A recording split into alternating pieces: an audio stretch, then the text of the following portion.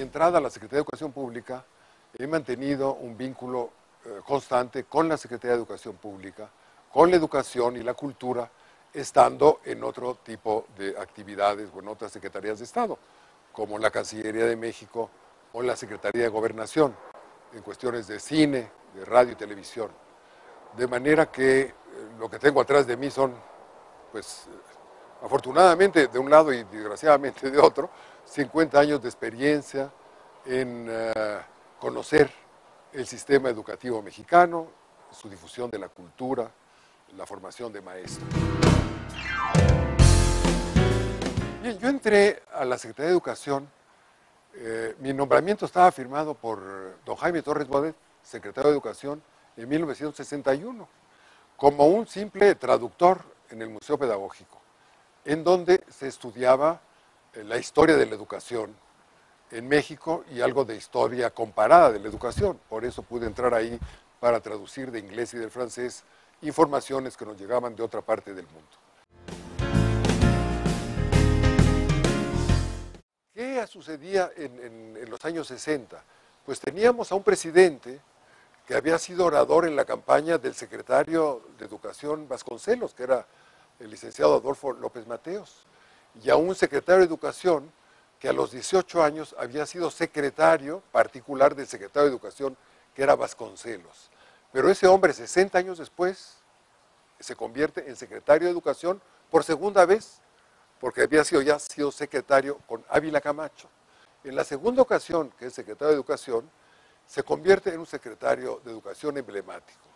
Hace un programa de educación de 11 años, no es un asunto sexenal, siempre se hacen programas de lo que dura un presidente. Él fue un hombre audaz que hizo un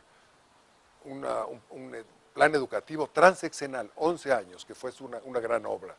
Fundó el CONALITEC, le dio libros gratuitos a todos los niños en escuela primaria. Esto no se hace en otros lugares del mundo. Fue una verdadera revolución y una aportación de México a la educación. México es un país pobre, tenemos muchos pobres. Y el hecho de darle libros a los niños, les dábamos escuela, pero no teníamos manera de darles libros. Con López Mateos y con Jaime Torres Bodet se les dieron libros a los niños gratuitos, que los cuidaran para pasarlos a los siguientes niños. Ese libro de primaria les serviría a otro.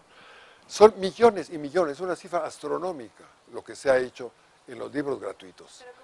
Lo recibieron en general muy bien. Hubo revueltas contra esto, sobre todo en Monterrey. Hubo lugares donde quemaron los libros de texto porque afectaba a las editoriales privadas que creían que los iban a afectar. Y entonces hubo protestas en el norte del país, sobre todo en Monterrey, recuerdo, en que decían que esto era una cuestión autoritaria, como en Rusia o en los países comunistas. Se tuvo que aclarar que esto era un libro de texto, que se querían usar otros, se podían usar otros libros, que no era exclusivo ni un monopolio, era darle libros a los que no podían comprarlos. Los que pudieran comprar otros libros tendrían acceso a otros libros. Y esto ya es también a nivel secundario. Esto ha evolucionado muchísimo. El hombre que estuvo al frente de la Comisión de Libros de Texto es nuestro gran novelista, el máximo novelista del siglo XX, que era Martín Luis Guzmán, un hombre extraordinario, un escritor fenomenal de la época. Se formó en la época del Porfiriato, era amigo de Vasconcelos y de Alfonso Reyes, y ya siendo un hombre mayor, lo ponen a la cabeza de este gran proyecto de llevar libros de texto gratuito a todos los rincones, de que no se quede ningún niño sin escuela, que fue uno de los objetivos del plan de 11 años. Lo logramos mucho tiempo después, la cobertura universal, pero sobre todo con libros, porque antes iban a la escuela, pero no hay manera de tener libros. Este hecho lo destaco porque fue cuando yo estaba trabajando, entré a la Secretaría de Educación y significó un hecho verdaderamente revolucionario en el planeta. Hubo oposición, esa oposición fue desapareciendo por las editoriales privadas. En la época moderna, con el neoliberalismo, sigue siendo un brazo central, una herramienta central, pero entran a hacer libros de texto muchas otras editoriales que contrata con la Secretaría de Educación, de manera que no se estaba haciendo un monopolio soviético de un solo libro de texto. Hay muchas alternativas, la gente rica que tenga para otros libros los puede utilizar, y de todas maneras se manda a la escuela rica, se manda ese libro, y si quiere el maestro ir a otros libros puede hacerlo. Hubo fundamentalmente las editoriales privadas y desde luego el sector reaccionario, una parte importante de la derecha, de la Iglesia Católica en ciertos lugares. Les parecía que esto, bueno, no teníamos relaciones con el Vaticano en aquel entonces, durante 150 años no hubo relaciones con el Vaticano, ¿no?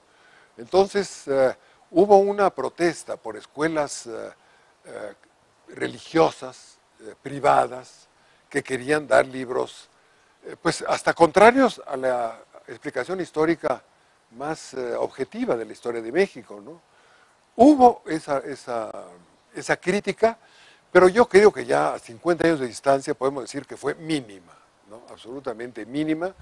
Digamos, en términos generales, un 10% de las escuelas, sobre todo privadas, protestaron.